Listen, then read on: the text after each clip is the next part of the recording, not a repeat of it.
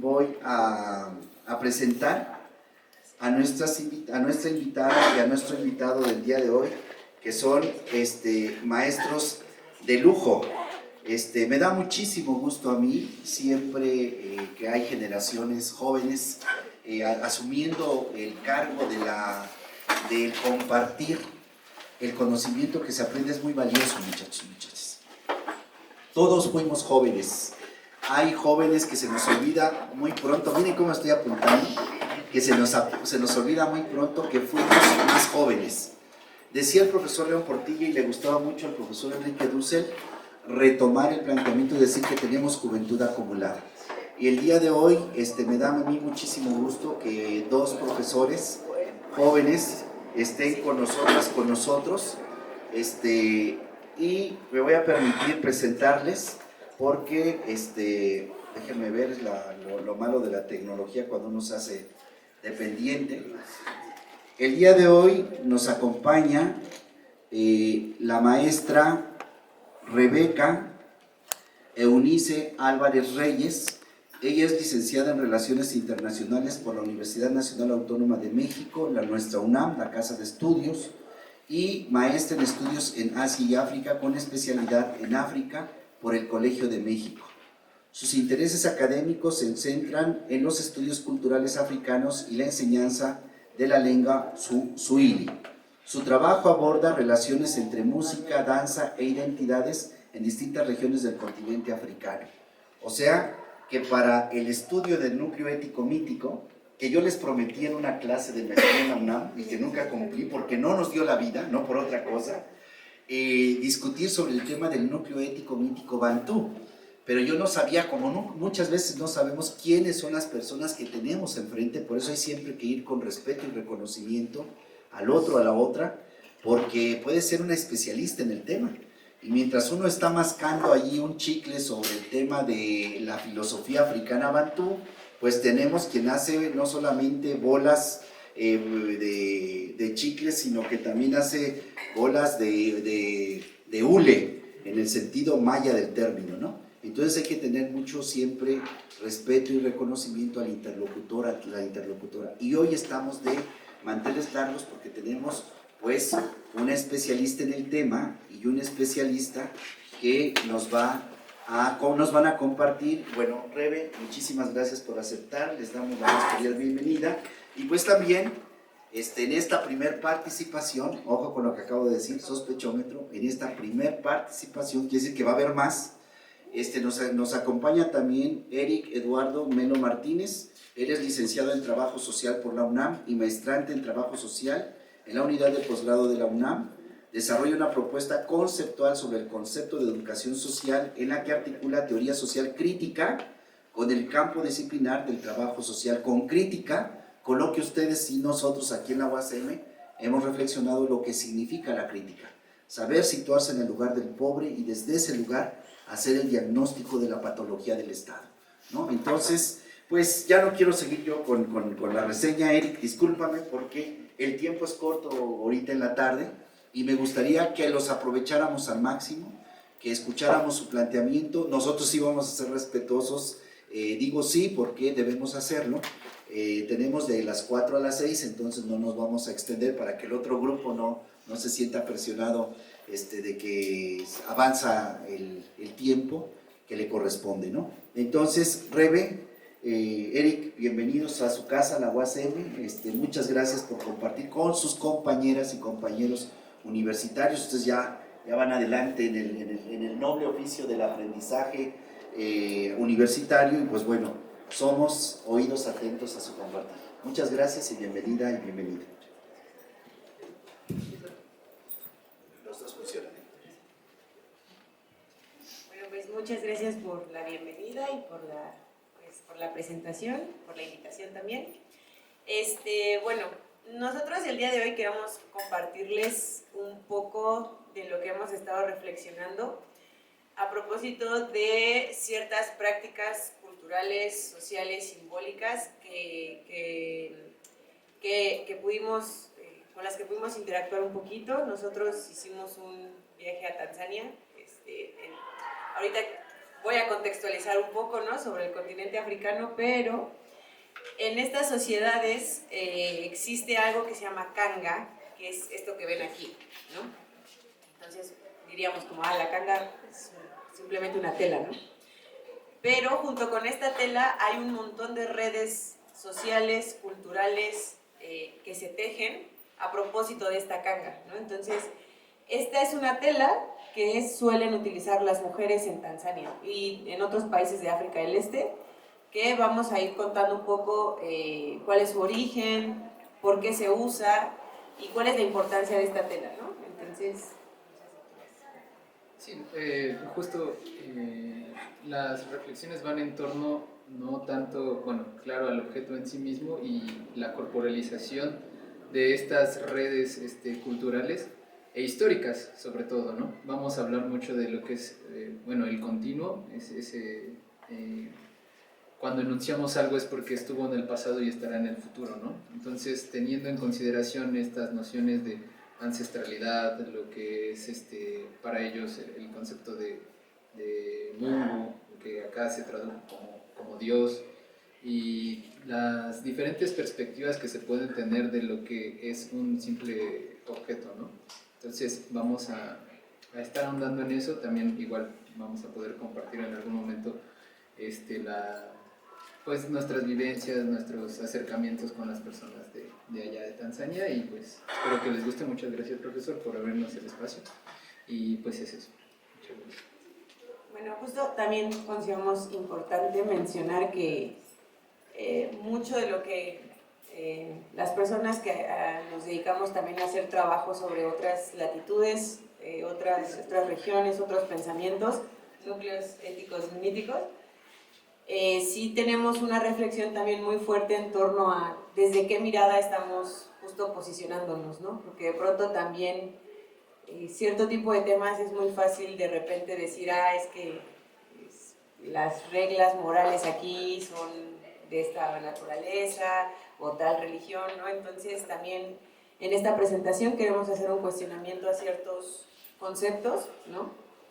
Justo por eso en el título queremos abordar memoria desde qué punto de vista, ¿no? En las concepciones o en la concepción desde las lenguas bantú el tiempo cambia, el tiempo presente, pasado y futuro no es el mismo que en las concepciones judeocristianas, ¿no?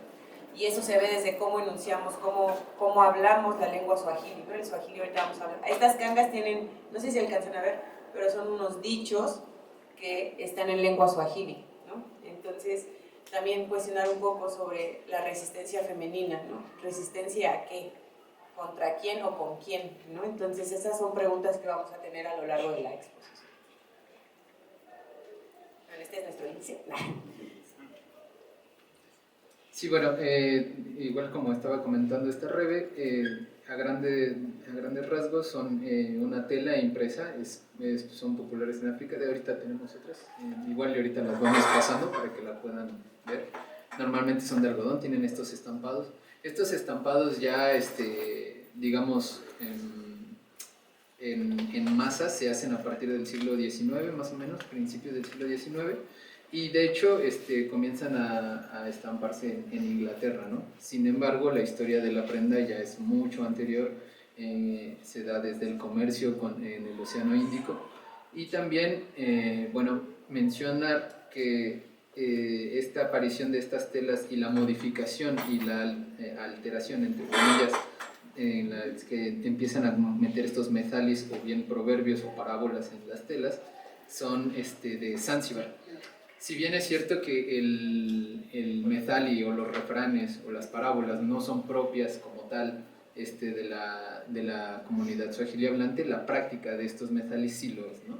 Entonces, bueno, el uso normalmente es como de vestido, también lo utilizan, como es una prenda que usan las mujeres, lo utilizan mucho como rebozo para cargar al bebé, para cubrirse la parte de abajo del cuerpo. Incluso hay, más adelante lo vamos a ver, hay cangas que son más grandes, que son incluso para cubrirse todo el cuerpo, ¿no? Y bueno, tienen diferentes estampados. Hay este es un gráfico de lo que es una canga extendida.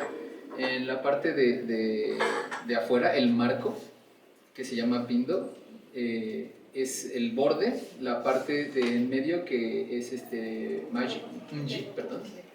Nji significa ciudad, ¿no? Y la parte de hasta abajo que es el metali o jina, ¿no? Y bueno, no sé si Rebeca quiere agregar algo de parte del Swahili, que ella es la experta en Swahili. Bueno, justo esta imagen se llama Los lugares de la canga, ¿no? Entonces, aquí lingüísticamente se empiezan a hacer conexiones muy interesantes, puesto que en la parte del centro, que es una donde se va a colocar un estampado diferente al borde, se llama mji.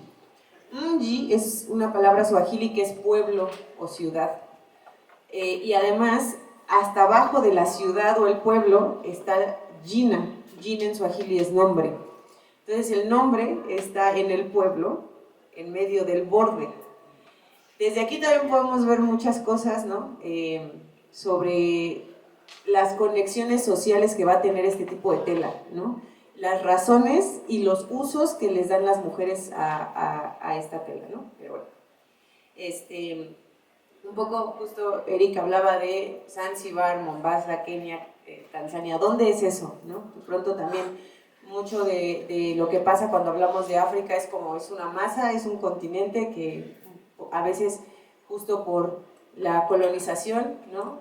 Se asume que toda África es la misma, ¿no? En términos generales, pues recordemos que las divisiones regionales son muy arbitrarias, no respetan muchas veces ni poblaciones ni lenguas, pero son un referente para poder entender en dónde estamos, ¿no? Entonces, el continente africano se divide básicamente en 5 regiones: norte, sur, este, oeste, centro, ¿no? Y lo que nosotros, de lo que estamos hablando es la región este, que en este mapa pueden ver que es la región en verde, ¿no? Entonces, esta región en verde ha sido muy importante para el continente africano en tanto desde hace muchos siglos se ha vivido una interconexión a través del Océano Índico con otras regiones, otros pensamientos, otras lenguas y otras formas de ver y entender el mundo, ¿no? Entonces, por ejemplo, en este mapa tenemos una ilustración de cómo se han desarrollado las relaciones comerciales a través del Océano Índico, ¿no? Y por ejemplo, en la lengua suajili, que justo en este espacio vamos a hablar mucho sobre esa lengua, pues es una lengua de origen bantú que tiene préstamos lingüísticos de otras lenguas, principalmente del árabe, del persa y del hindi. Sánscrito también llegan algunas palabras, pero todo esto es gracias a la interconexión que hay en esta zona, gracias a las rutas comerciales del Océano Índico, ¿no? Entonces, pues nosotros nos vamos a enfocar en esta pequeñita zona, ¿no? Bueno, perdón, antes, la región suajili hablante podemos decir que es Tanzania, Kenia, Uganda, el sur de Somalia, el sur de Etiopía, el norte de Mozambique, como pueden ver, pero es esta parte de la costa donde surge el suajili, y actualmente el suajili es una de las lenguas africanas más habladas, si no es que es la más hablada antes del yoruba, ¿no? Entonces, bueno, nosotros nos vamos a enfocar en este pedacito. ¿Dónde está Zanzíbar? Es una isla que está justo pegadita a lo que fue la capital de Tanzania, que es Dar es Salaam. Entonces, justo nosotros nos vamos a enfocar en esta zona, ¿no? Hablando de la lengua suajili, solo dando unos datos muy generales que nos permitan ubicar qué onda con esta lengua. Nace aproximadamente en el siglo XI después de esta era, y es una lengua bantú, justo como, como lo comentó el doctor Colín, del tronco lingüístico sabaki. También cabe mencionar que las lenguas en África son un mundo que los académicos no han podido como sistematizar como, a comparación de las lenguas indoeuropeas, por la cantidad de lenguas que hay y también por su historia, ¿no? En África hay aproximadamente 2000 lenguas y están divididas en 5 familias. La familia bantú pertenece a un macrogrupo que son las lenguas Níger-Congo. Y esas lenguas níger-congo vienen justo desde Nigeria y llegan hasta el sur de África, ¿no? Entonces, no todas las lenguas bantú son iguales. La lengua suajili es como una expresión un ejemplo de ellas, pero no es la única, ¿no? Entonces, nos permite entender que la evolución de las lenguas o el caminar de las lenguas africanas ha tenido diferentes ¿cómo decirlo?, estímulos a partir de la migración, pero también a partir del comercio en el Océano Índico, ¿no? Sí, entonces esto fue un pequeño intro para ubicarnos bien en qué zonas vamos a estar hablando. Aquí, por ejemplo, tenemos esta es la zona, ¿no? Aquí, esta zona de aquí. Esta es la zona donde los historiadores han establecido que la lengua suajili surgió, ¿no? Surgió del comercio entre árabes, persas, indios y africanos, sobre todo de las comunidades del lago Tangañica, también llamado lago Victoria. Y pues bueno, esto es un poco de lo que vamos a hablar en las cangas y sus nombres, sus frases, ¿no? Sus proverbios. Bueno, ya entrando en materia de lo que es el methali o el nombre de la canga, tenemos, bueno, ahí pusimos uno que es Pensilamama Halishi, que es un methali en suajili, ¿no? ¿Nos haces favor de traducirlo, Roro? Bueno, los proverbios son de diferente tipo, pero este es: el amor de mamá es interminable, ¿no? Es la traducción. Sí, gracias. Bueno, y en estos refranes que luego se portan, bueno, se colocan en las cangas, como habíamos mencionado anteriormente, son en su mayoría, bueno, no en su mayoría, en su totalidad, no, al menos a nosotros no nos tocó ver ningún solo hombre portando una canga, y por eso es una prenda atribuida a las mujeres. Y bueno, que para la concepción occidental son mujeres, ¿no? También cabe aclarar eso. Y bueno, el proverbio, como parte de los textos orales de las culturas suajilis, intenta transmitir este tipo de sabiduría que ya pues es una memoria colectiva. Sin embargo, estos methalis o estas frases que vienen en las cangas no siempre son, digamos, que intentan transmitir un mensaje, digamos, tan, voy a ponerlo entre muchas comillas, tan trascendental, o que tenga una carga tan simbólica, tan profunda, tan poética incluso, ¿no? Hay veces en las que los refranes que traen las cangas son muy duros, y son muy directos, y son muy confrontativos, ¿no? Y eso lo vamos a ir viendo. Bueno, también estos methalis, como se los portan las mujeres, es justo para intentar, bueno, no, para dar esta idea, lo que se está pensando, lo que se está sintiendo, lo que las mujeres están sentipensando en ese momento. Y esto se da porque en Tanzania era originalmente un país musulmán.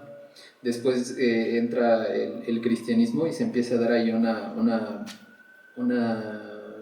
amplia relación entre musulmanes y cristianos. Incluso llegan a haber templos indios. En Zanzíbar hay varios, de hecho. Y bueno, en este sentido nosotros nos preguntábamos, ¿no? ¿Qué pasaría si alguien llega y pone una mezquita del tamaño de la capilla de la Virgen de Guadalupe frente a la Virgen de Guadalupe, ¿no? Es como, yo creo que sería algo muy, muy violento para nosotros, ¿no? Bueno, yo supongo que para la mayoría sería algo muy violento, pero allá están así alternados, es súper increíble, ¿no? Tienes una mezquita, una iglesia, mezquita, iglesia, mezquita, iglesia, y luego un templo hindú, ¿no? Y es como, wow, y ves a todas las personas conviviendo en una santa paz, ¿no? Muy interesante, ahorita vamos a hablar un poquito de eso. Y bueno, cada methali, como les comentaba, tiene un mensaje polisémico. De hecho, la forma en la que se estructura da para entenderse de diferentes formas, y dependiendo del contexto en el que se utiliza, se puede deducir o intuir a qué se refiere esa frase. Bueno, el methali, como habíamos dicho, es un proverbio, tiene una tradición oral y son parábolas en contextos propios de la comunidad bantú, ¿no? Acá también tenemos nuestros refranes y todo, pero esos son específicamente de esta tradición oral. Estamos hablando de textos bantúes como textos orales, ¿no? No como un registro escrito, porque de hecho la lengua sahili al inicio se escribía con el alifato, posteriormente con la colonia alemana comienza a agarrar el alfabeto grecolatino, ¿no? Y bueno, la palabra de donde viene es mathal, no sé si lo pronuncio bien, igual mathal, que es justo de origen árabe, que es proverbio, ¿no? O parábola.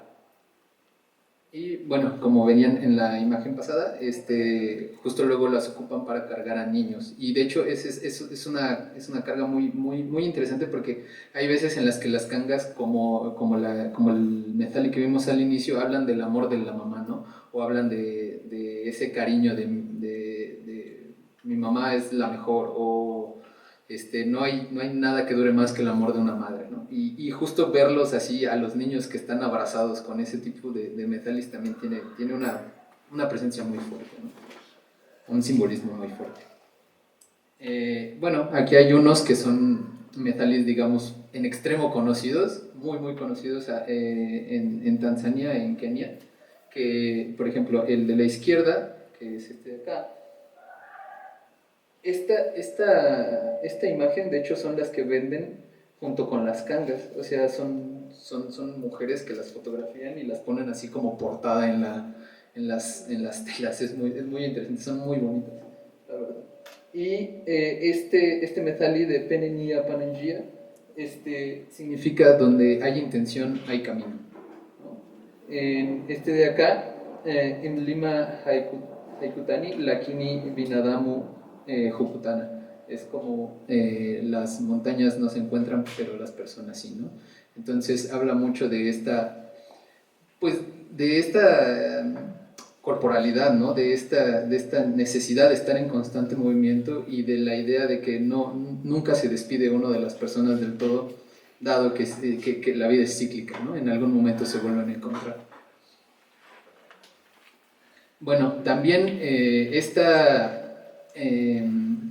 es una división propia, no necesariamente se dividen así las cangas, más bien fue como una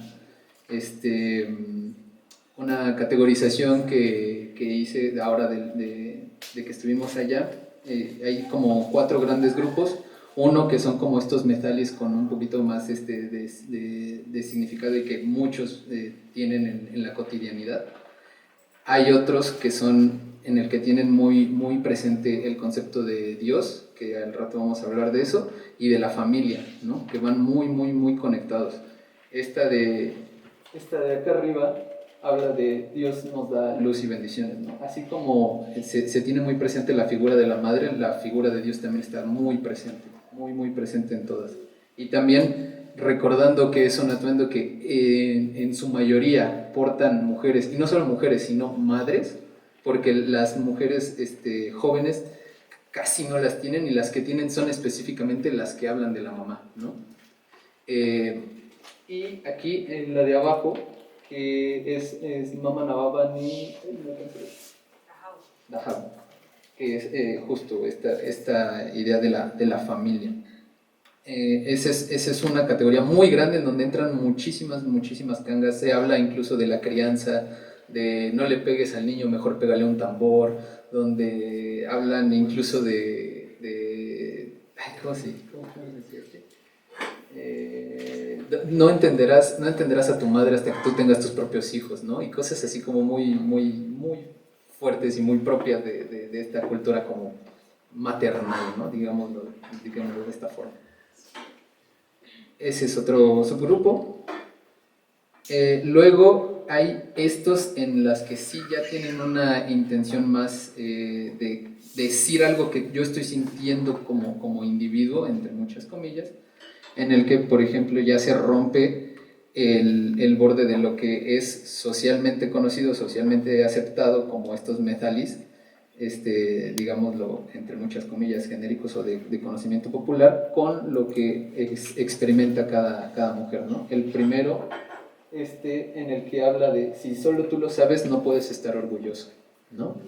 Y ahí hay varias interpretaciones, ¿no? Uno puede ser en el sentido de no puedes estar orgulloso de solo tú saber una cosa, de ser el propietario de un conocimiento, no se puede estar orgulloso de eso porque el conocimiento es compartido. La otra también es como una forma de decir, si realmente eso que sabes es tan bueno, ¿por qué lo ocultas, no? O sea, ¿por qué solo tú lo sabes? En esa forma pasivo-agresiva de decir, me estás ocultando algo, ¿no? O sea, esa es otra forma de entenderse. Y bueno, la otra, que es un poquito más personal, que es como una lágrima de afecto está en mi corazón. Ahí también cabe recalcar que igual se parecen mucho a las sociedades latinoamericanas, que las mujeres son las que cargan con toda la crianza, ¿no? O sea, de hecho, es como muy esperable, incluso hablando con las mujeres decían así como, bueno, pues yo quiero tener a mis hijos porque sé que mi esposo siempre se va a ir, ¿no? O sea, los hombres nunca se quedan. Al menos eso es lo que ellas decían, ¿no? Yo quiero tener hijos porque yo quiero estar pues en compañía de mis hijos, aunque yo sé que el papá nunca va a estar presente y que eventualmente se va a ir. Entonces sí hay estas frases que evidencian pues esta herida que llegan a tener, ¿no? Y bueno, lo curioso de estas cangas es que normalmente vienen en pares. De hecho, esta canga que está aquí está cortada, está en la mitad. Cuando tú compras una canga son, pues, imagínense esto, pero al doble, ¿no? Son unas cosotototas de tela.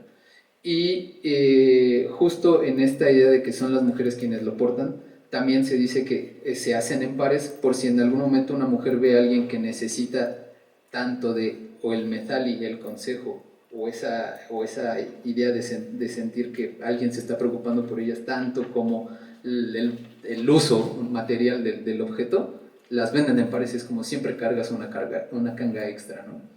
En solidaridad con la mujer que te puedas llegar a encontrar. Y eso es algo muy interesante, que de hecho va ligada a la siguiente idea, que es la idea de Mungu, que tradicionalmente lo han traducido como Dios, ¿no? En este sentido, bueno, está muy ligado con otro concepto, que es el Mhenga o Wahenga, que son los ancestros. Sobre todo hay que recalcar que en Tanzania, y me imagino que en la gran parte de África, el sistema de edades es un sistema muy rígido, es muy, muy sólido. Entonces, siempre que encuentras a alguien que te saca, aunque sea 2 años, sí es como, tiene más experiencia que tú. No hay forma digo, sí existen diálogos con esas personas que pueden sacarte más años y puedes llegar a algún acuerdo o plática así como entre muchas comillas iguales, pero siempre se rinde esta consideración de que alguien es mayor que tú y por ende tiene más sabiduría, más experiencia. Y bueno, entonces ese sistema de edades les funciona muy bien porque incluso la crianza de los niños es muy comunitaria, porque cualquier persona que es mayor que tú, allá puede ser tu mamá o tu papá, ¿no? De hecho, te dicen así como mamá, papá, cuando te ven en la calle los niños, sí es como, de hecho incluso te tienen un saludo muy específico para gente grande, ¿no? Y todo esto es justo, no es tanto por una jerarquía, digámoslo, en sentido occidental, sino porque existe una idea de un continuo debido a este Mungu. Mungu, de hecho, estábamos investigando la raíz de la palabra porque habíamos ahí encontrado una discrepancia con unos autores, ¿no? Pero básicamente la primera idea que nosotros teníamos de Mungu es que viene de una raíz, ¿no? Que es unir, que si nos vamos a la parte de Occidente se parece más como al sentido etimológico de religión, ¿no? De volver a ligar, de volverte a unir con algo. Y justo es esta idea de estar en unión, en comunión con él. No es solo con el entorno social, sino también con el entorno natural, porque justo al tener la letra M al inicio, se refiere a sujetos agenciales. Estos sujetos agenciales pueden ser personas, animales o cuestiones de la naturaleza, como lo pueden ser árboles, ríos, montañas, ¿no? Entonces es una unión, es una interligación, no solo a nivel interpersonal, sino con el todo, ¿no? Con la naturaleza. También, por otro lado, encontramos esta otra parte en la que un gu es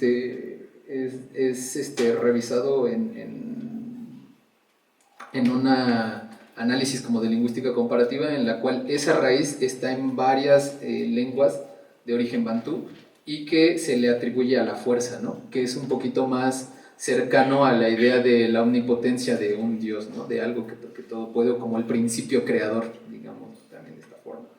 Pero esta unión o esta raíz o esta idea que se tiene de lo que está interligado con todos, hace sentido a la hora de que entramos en la lógica del sistema de edades, porque justo para que tú estés aquí necesitaron muchas personas para que tú estuvieras aquí, y van a existir muchas personas después de que tú ya no estés, ¿no?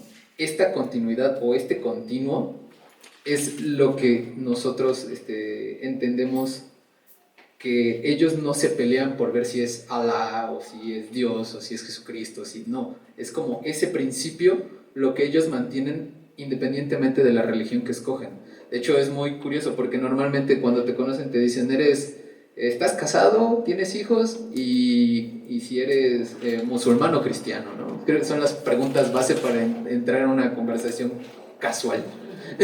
Entonces, sí, es muy curioso porque independientemente de la religión que tú digas, es como, ok, tienes un camino, es eso que te está ligando a todo el resto, no importa si le dices Alá, si le dices Dios, lo que sea que le quieras decir, ese principio es muy importante para ellos, ¿no? Incluso si dices así como de, no, es que yo no tengo religión, es como de, pero ¿por qué no? O sea, hay algo que te tiene que estar uniendo a todo, ¿no? ¿Por qué no la tienes? ¿Cómo puedes negarte a eso? No es algo a lo que te niegas, es algo que ya existe, ¿no? Y bueno, en ese continuo, justo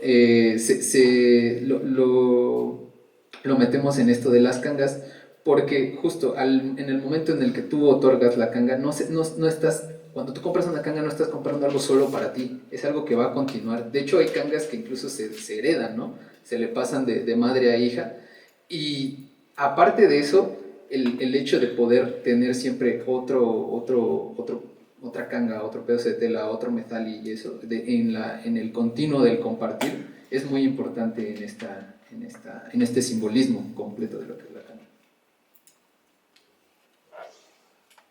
Ahora, justo hablando de esto, partimos de que Mungu es como un principio de concatenación, más allá de lo que podríamos entender como un Dios, como una deidad o como algo omnipotente y omnipresente. Sí es omnipresente, pero en el sentido relacional, ¿no? Y bueno, tenemos al Mhenga, que son los ancestros, y justo a pesar de la religión que tengan, si son cristianos, si son musulmanes, siempre está presente la figura del ancestro. Es como es que mis ancestros, es que yo le rezo a mis ancestros. Incluso el profesor de esta Rebeca, ¿no? Que es del Congo, es como de, no, yo voy a hablar con mis ancestros, y o sea, a pesar de que él es católico, ¿no? O sea, toda esta idea de no dejar de lado lo que viene antes de mí y lo que viene después de mí, este continuo es muy importante, ¿no? Y se conforma en comunidad. Y bueno, volvemos a lo mismo, es un continuo.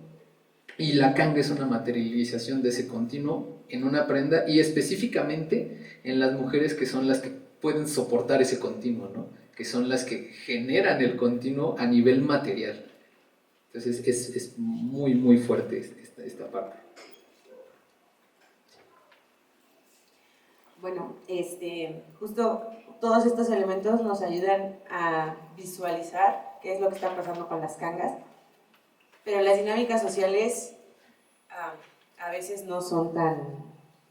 Que claro, podemos caer en la romantización también, ¿no? Como de, claro, entonces las mujeres las usan así y así, pero parte de la historia no es tan color de rosa, ¿no?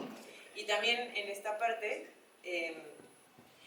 parte a mí me gustaría ser en extremo cuidadosa con cómo relatamos historias que no son nuestras, porque la mirada occidental puede llegar muy rápido, ¿no? O sea, de pronto es muy fácil caer en juicios, ¿no? Pero bueno, parte de la historia de estas cangas es que, bueno, como bien sabemos, en África hubo un comercio de esclavos muy marcado a partir del siglo XV.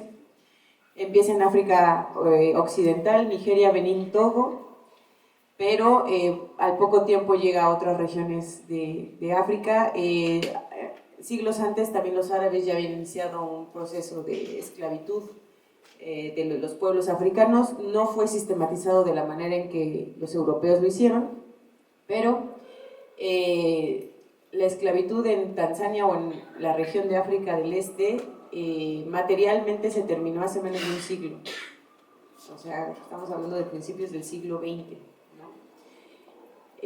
La memoria que puede traer eso es muy fuerte, ¿no?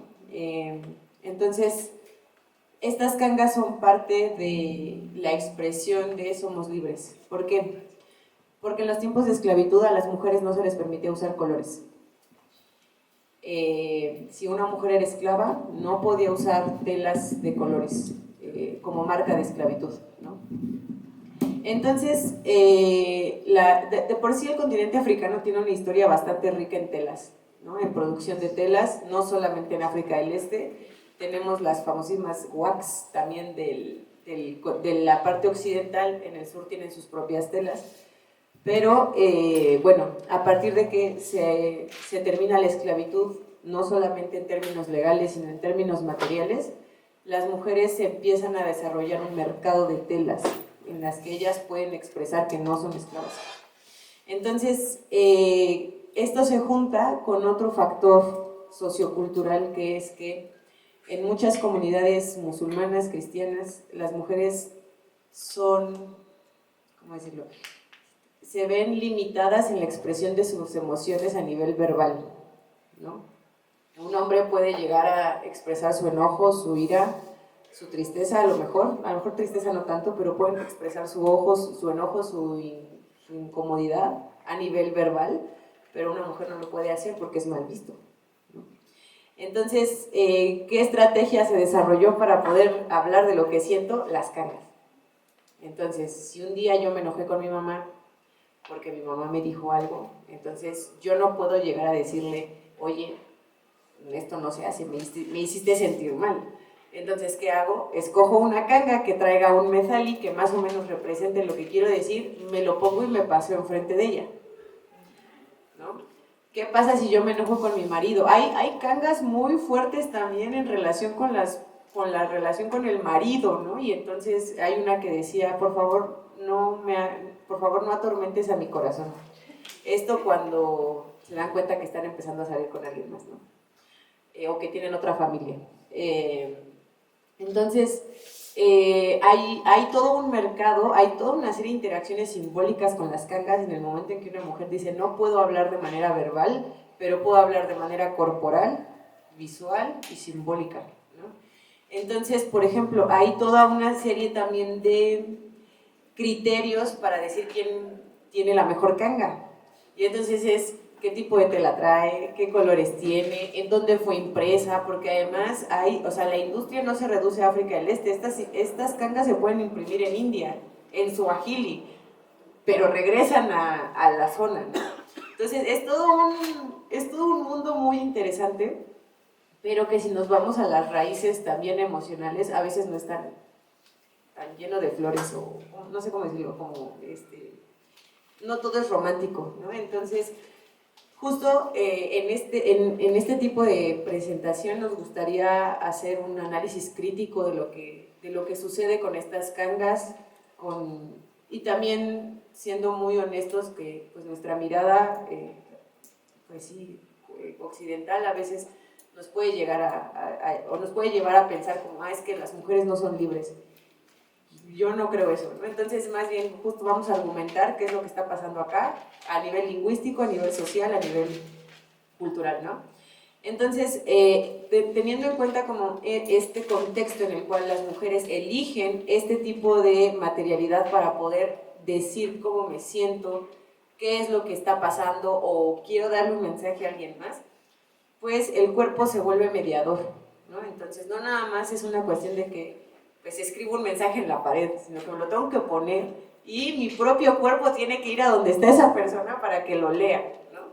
Entonces, la materialidad en el cuerpo, ¿no? Esto es muy importante. Ahora, ¿cómo entendemos cuerpo? Eso también es todo un tema, ¿no? Desde la mirada occidental, un cuerpo femenino es igual a mujer, ¿no? Basándonos en la cuestión biológica, sexual, ¿no? Pero bueno, a mí me gustaría criticar este concepto, sobre todo porque, me voy a remitir a una autora nigeriana que es Oyegumi, no sé si alguien la haya leído, es una gran académica nigeriana que tiene todo un aporte crítico, teórico al concepto de género occidental, ¿no? Entonces, vamos a explicar esto con la lengua suajili y haciendo una comparativa, por ejemplo, con el español, ¿no? En español nosotros tenemos dos géneros, femenino y masculino. Así dividimos nuestros sustantivos, no hay más, ¿no? Y entonces eso se hacen cuatro. Se hacen cuatro cuando lo duplicamos por singular y plural. Femenino singular, femenino plural, masculino singular, masculino plural. Bueno, en suajili hay 8 formas, 9 formas en realidad, casi 8 o 9, de dividir a los sustantivos. Eso por 2, si lo dividimos en singular y plural. Entonces las cosas no se... Y ninguna de esas formas de dividir a los sustantivos responde a diferencias biológicas. No hay una diferencia en sustantivos entre este es mujer y este es hombre, este es femenino y esto es masculino. Entonces, la división de los sustantivos nos habla de que la forma de concebir el mundo no responde a si este es mujer o este es hombre. Hay otras características que nos hablan del sustantivo, pero no es esa. Por supuesto que hay la palabra mujer y por supuesto que hay la palabra hombre, pero a nivel de concepción de cómo entra eso con otros elementos, otros objetos, no responde a la lógica occidental, ¿no? Esto que nos comentaba Eric de los sistemas de edad. Una mujer o una persona con características femeninas siempre va a estar en relación con un otro, ¿no? Es decir, una niña no es una mujer, ¿no? Entonces, ¿en qué momento la persona deviene mujer? ¿No? No es que nazca mujer. Esto evidentemente está súper vinculado con el hecho de tener hijos. Una persona se vuelve mujer cuando tiene hijos o cuando está casada, ¿no? Esto en términos simbólicos. Y la cuestión, evidentemente, de la maternidad, ¿no? Entonces, esto nos ayuda a entender desde la visión de Oyagumi que una mujer, como dirían también algunas feministas, no nace, ¿no? Pero entonces, ¿en qué sentido o con qué elementos vamos a pensar que cuando nosotros enunciamos las mujeres usan cangas? Es decir, ¿qué tipo de personas son las que están eligiendo utilizar esto sin caer en el reduccionismo biológico, ¿no? Entonces, por ejemplo, Oyagumi utiliza el caso Yoruba para pensar, para decir que las categorías sociales no se estructuran primariamente en torno al género, igual que en las comunidades suajili. Por lo tanto, pensar como nociones como mujer no son universales, sino que son históricamente situadas, ¿no? Justamente por eso es necesario pensar desde qué contextos históricos estamos enunciando las mujeres usan cangas, ¿no? En el este de África. Otra cuestión que nos gustaría reflexionar críticamente es esta cuestión de los methalis. También justo todo o mucho del pensamiento simbólico que hay en torno a África es que no son civilizados, no son desarrollados y como sus comunidades y sociedades no desarrollaron la escritura, pues son atrasados, ¿no? Eso es un prejuicio que sigue estando presente en las escuelas, ¿no? Entonces, ¿qué es el methali? ¿Cuáles son los elementos que entran en esta palabra y por qué es importante para las comunidades, ¿no? Es una expresión creativa oral bueno, ahorita que explicamos ¿no? Pero es una forma de oralitura, ¿no? Oralitura es un término que nos permite también contrastar y criticar la cuestión o la concepción de la literatura como una máxima forma de expresión artística, literaria, filosófica. Es decir, hay comunidades, pueblos que no desarrollan textos, pero que desarrollan otro tipo de oralituras, ¿no? Que a ellos les permite trabajar ideas filosóficas, epistemológicas, políticas, y no porque no vengan en el formatito del libro o texto, quiere decir que son menos válidas, ¿no? Entonces, hay diferentes formas de creatividad oral. Una de ellas es el proverbio. En África se ha estudiado mucho la canción también como creatividad oral, ¿no? Entonces, el methali, en el momento en el que entra a una canga, también es muy simbólico, porque el methali nació originalmente como tradición oral. Los methalis no estaban hechos para ser escritos, era pues eso, conocimiento, referencias que se pasan en comunidades de boca a boca, ¿no? Y bueno, esto también nos permite ver de qué manera se relaciona con lo escrito. Tampoco quiere decir que en África no existan textos, ¿no? Por supuesto que hay textos y por supuesto que hay formas de escritura. Entonces, más bien, cómo estas formas orales nos permiten conectar con lo escrito, no como una evolución lineal de, claro, los pueblos primero pasan por hablar y después condensan todo en un alfabeto, no, sino que es un ir y venir en el cual se hablan las cosas, se escriben las cosas. Y por ejemplo, tenemos aquí una canga, que es una joya. Esto está en un museo en Nueva York, me parece. Esta canga está escrita originalmente en árabe. Entonces, justo por esta canga, ahorita les muestro la otra. Esta canga está originalmente en árabe, no sé de qué año sea, pero está en un museo. Y entonces, la traducción de esto es: di lo que tú quieras, él es mío. O sea, hay este tipo de cangas que, además, justamente hablando de la oralitura, se juega con la ambigüedad y el doble sentido. Hay una canga que encontramos que hasta tuve que escribirle a uno de mis profesores, que es el mero en este tipo de interpretaciones, porque yo dije, no estoy entendiendo de qué va esto, ¿no? Y esa canga la compramos en el centro, y entonces yo no la entendía, y le decía al señor que vendía, ¿no? Como, oiga, ¿qué significa esto, no? Y el señor así, como que me dijo cositas, y entonces, bueno, déjenme traducir, ¿no? Bure muadejequeca, mueñehue minihueca, ¿no? Esto literalmente es: en vano te angustias, él ya me dio. Y aquí es donde jugamos. Escóndela. No, pero es que justo, porque yo decía, en vano te angustias, él ya me dio. Pero con todo esto que justo Eric también comentaba, de que la palabra Dios está metida hasta en la sopa, y muchas veces se omite, porque se sobreentiende que estoy hablando de Dios, sobre todo en este tipo de materiales, ¿no? Entonces yo le escribí a este profesor diciéndole, oiga, mi interpretación es que está hablando de Dios, como en vano te angustias, él ya me dio, es decir, mis enemigos en vano se afligen porque Dios a mí me está dando bendiciones, ¿no? Y entonces me dice, sí, muy bonita tu interpretación, es real, pero muy inocente. Y entonces me dice, tiene 3 tipos de interpretación esta canga. Uno es a nivel religioso espiritual, que sí, evidentemente esto puede hablar de Dios, ¿no? La segunda tiene una interpretación social, es decir, también en muchas comunidades musulmanas, cómo el hombre expresa que tiene un compromiso con la mujer poniéndolo en la casa. Entonces, en vano te angustias, él ya me puso en una casa, él ya me dio la casa. ¿A quién le está hablando? ¿A quién le está hablando? Si alguien les dice, en vano tú te angustias, él ya me puso una casa. ¿A quién le estará hablando? A otra mujer, le está hablando a otra mujer, ¿no? Justo, en vano te angustias, él ya me puso en la casa. Y la otra, que también puede ser, en vano te angustias, ya pasó, ¿no? Y también está hablando otra mujer, ¿no? Entonces, estos son los diferentes niveles de interpretación que en algún momento llegué a pensar cómo esto podría parecerse, asemejarse al albur, ¿no? Al doble sentido que sí está muy presente en México y que incluso en otros países hispanohablantes no lo entienden, ¿no?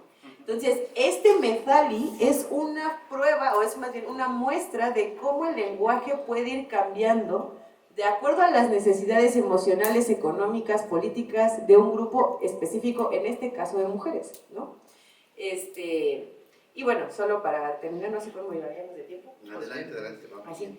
Esta canga nos gustó muchísimo, que también tiene que ver con esto de la relación del cuerpo con otros y cómo Oyegumi hace una crítica al feminismo occidental en tanto se esencializa a la mujer por su biología, y cómo se construye más bien esta agencia social de las mujeres en el este de África, ¿no?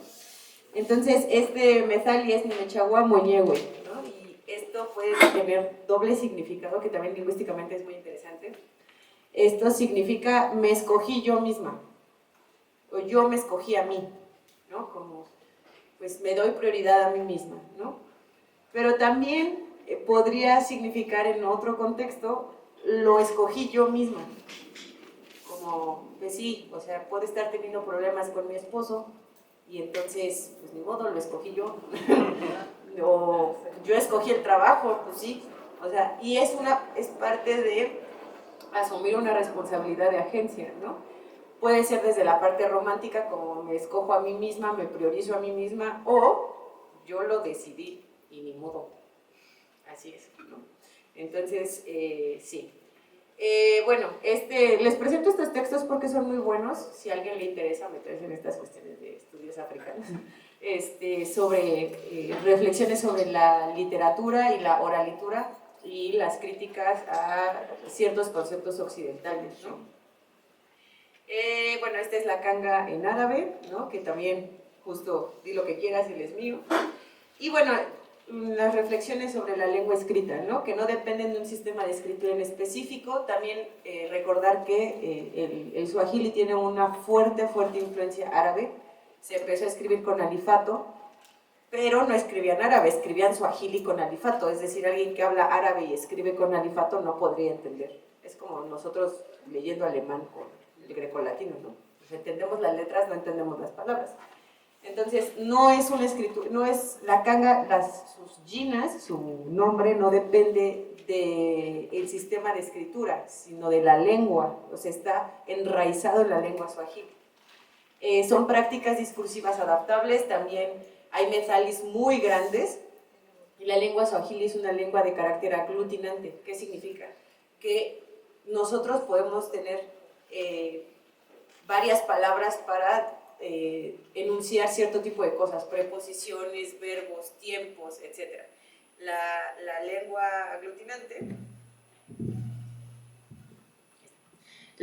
aglutinante lo que hace es juntar todo en una sola palabra, ¿no? Entonces, la lengua suajili, la lengua suajili lo que hace es juntar todo, entonces es muy económica a nivel oral, a nivel escrito, y eso ayuda mucho para escribir en las cangas, ¿no? ¿Es ese? Vamos a acercar la bocina. Es que está muy cerca de la bocina. Hay que ponerla. Desde el conector. Bueno, Esta de acá. Ya estoy acabando igual. Sí, adelante. O me cambio de lugar, sí, para que no se preocupen. Sí.